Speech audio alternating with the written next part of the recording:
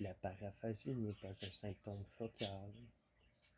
Nous réservons pour une discussion ultérieure la question de la signification à laquelle peut correspondre le symptôme de la paraphasie, confusion de mots, de savoir comment. Qui est arrivé à prétendre qu'il est caractéristique d'une rupture entre A et B. Pour le moment, nous ferons remarquer simplement que la paraphasie observée chez les malades ne diffère en rien de la confusion et de la mutation des mots qu'une personne saine est observée sur elle en cas de fatigue, d'attention divisée, d'influence d'affects perturbateurs. Ce qui, par exemple, rend l'écoute de nos allocuteurs si souvent pénible.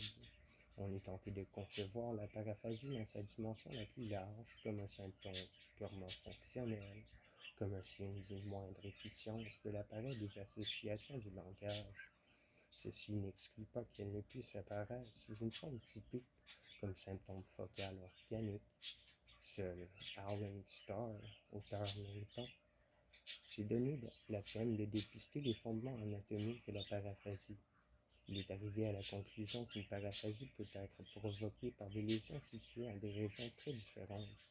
Il lui était même impossible de détecter une différence pathologique constante entre le cas d'aphasie sensorielle avec ou sans paraphasie. On pourrait soulever l'objection que la critique précédente à l'endroit de l'aphasie de conduction de Wernicke est injustifiée, car elle n'a pas prévu une possibilité.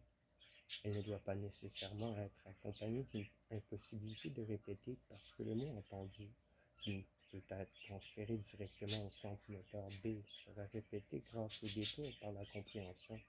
La voie de connexion ABM se ferait en remplacement de la voie AM interrompue qui assure habituellement la répétition.